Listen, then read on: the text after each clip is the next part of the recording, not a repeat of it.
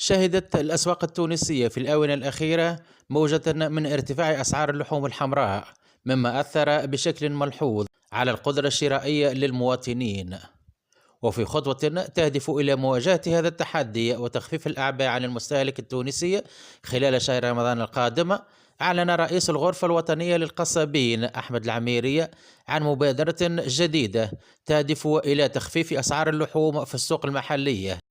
حيث أكد في تصريح خاص لأحد البرامج الإذاعية أن إدخال اللحوم المبردة إلى السوق كان له تأثير كبير في تعديل الأسعار،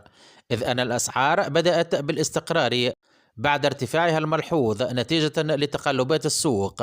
وقال العميري في حديثه: عندما قمنا باستخدام اللحم المبرد انخفضت الأسعار بشكل ملحوظ، واليوم يقع استخدام حاوية اللحم البقري وأسعار اللحوم ستكون معقولة بفضل هذا الإجراء. وأضاف العميري أن بعض التجاوزات مثل استخدام الطبلة في بيع اللحوم غير مقبولة، وهو ما يتطلب مراقبة أشد من الجهات المختصة لضمان حماية حقوق المستهلكين.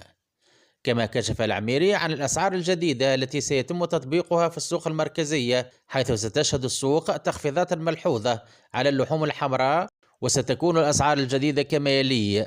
35 دينار و500 بالنسبة للحم البقري الهبرة، أما بالنسبة للصدرة فتبقى في حدود 26 دينارا، والحم العلوش في حدود 38 دينارا و200 مليم.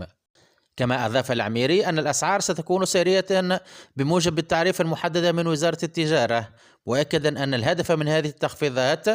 هو تخفيف العبء عن المواطن التونسي وتقليص الفجوة بين أسعار السوق وحاجة المواطن التونسي وتقديم خدمة أفضل للمستهلك. كما أكد رئيس الغرفة الوطنية للقصابين أنه سيتم توريد كمية من لحوم الضأن من رومانيا خلال الفترة القادمة لشهر رمضان المبارك، حيث سيتم توريد 20 طن من لحوم الضأن، وسيتم بيعها للعموم بسعر 38 دينار و200 مليم للكيلوغرام الواحد. كما أشار ذات المصدر إلى أنه سيقع إقرار تخفيضات في الأسعار أيام السبت وأيام الأحد من كل أسبوع في شهر رمضان المبارك.